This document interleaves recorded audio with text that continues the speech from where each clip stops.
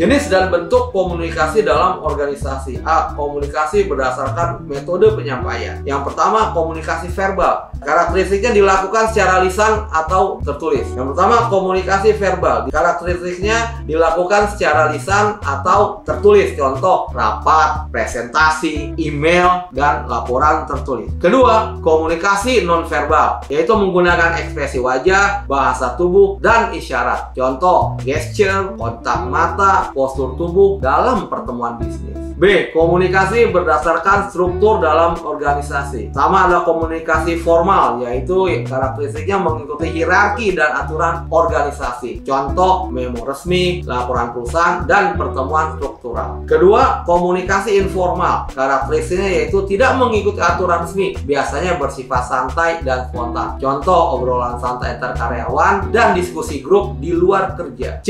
Komunikasi berdasarkan arah penyebaran informasi. Yang pertama ada komunikasi vertikal, yaitu ke atas atau upward communication, yaitu dari bawahan ke atasan. Contoh, laporan kinerja dari karyawan kepada manajernya. Kemudian yang ke bawah atau downward communication, yaitu dari atasan ke bawahan. Contoh, instruksi kerja dari manajer kepada stafnya. Kedua, komunikasi horizontal, terjadi antara individu atau departemen dalam level yang sama. Contoh, diskusi antar manajer dalam rapat koordinasi. Tiga, komunikasi diagonal. Karakteristiknya terjadi antara individu di tingkat organisasi yang berbeda dan di luar rantai hierarki. Contoh, seorang staf keuangan berbicara langsung dengan kepala pemasaran tanpa melalui manajer mereka. D. Komunikasi berdasarkan jangkauan. Sama, komunikasi internal, terjadi di dalam organisasi untuk mendukung operasional bisnis. Contoh, pengumuman perusahaan dan rapat tim. Kedua, komunikasi eksternal, berhubungan dengan pihak luar seperti pelanggan, mitra bisnis, atau media. Contoh, press release, pemasaran digital, dan komunikasi dengan investor. Keamanan dan etika dalam komunikasi digital. Dengan meningkatnya penggunaan teknologi, keamanan dan etika komunikasi menjadi hal yang penting. Keamanan data, caranya dengan menggunakan sistem enkripsi atau firewall untuk melindungi informasi yang sensitif. Cara lain adalah dengan cara mengedukasi karyawan tentang ancaman keamanan seperti phishing dan malware. Kedua, etika komunikasi digital. Manfaatnya yang pertama adalah menghindari penyebaran informasi palsu atau hoax. Kedua, menghormati privacy dan data pribadi dalam komunikasi online. Ketiga, menggunakan bahasa profesional dalam email dan pesan kerja. Ketiga, tantangan dalam komunikasi digital.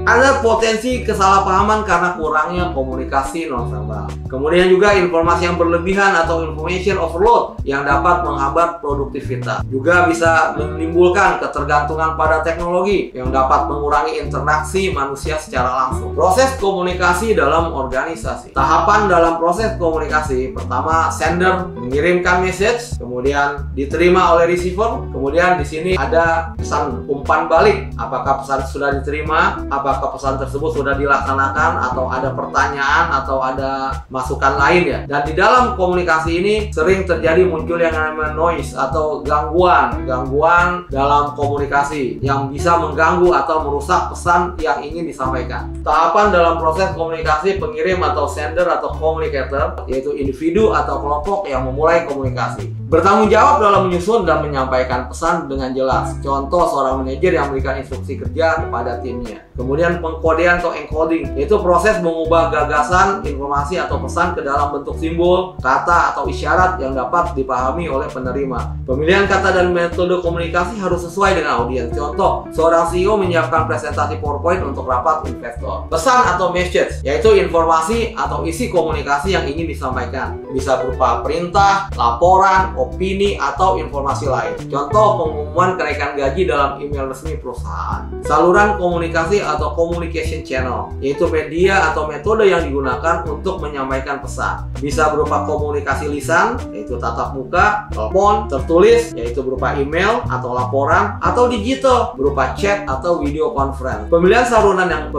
saluran yang tepat menentukan efektivitas komunikasi. Tahapan dalam proses komunikasi: penerima, yaitu receiver atau komunikan, yaitu individu atau kelompok yang menerima pesan. Dia harus mampu memahami pesan sebagaimana dimaksud oleh pengirim dikirim. Contoh, karyawan yang membaca memo dari manajer tentang perubahan kebijakan perusahaan. Penguraian atau decoding yaitu proses penerima dalam menafsirkan dan memahami pesan yang diterima. Kesalahan dalam decoding dapat menyebabkan kesalahpahaman. Contoh, karyawan yang salah menafsirkan email dari atasan karena bahasa yang terlalu teknis. Tahapan dalam proses komunikasi, umpan balik atau feedback, yaitu respon penerima terhadap pesan yang dikirimkan. Ini menunjukkan apakah pesan telah diterima dan dipahami dengan benar. Contoh, karyawan mengkonfirmasi perintah dari atasan melalui balasan email atau pertanyaan saat rapat. Gangguan atau hambatan atau noise atau barriers adalah faktor yang mengganggu proses komunikasi sehingga pesan tidak tersampaikan dengan jelas. Bisa berasal dari faktor teknis, psikologis atau lingkungan. Contoh, gangguan jaringan saat rapat online atau perbedaan bahasa yang menyebabkan kesalahpahaman.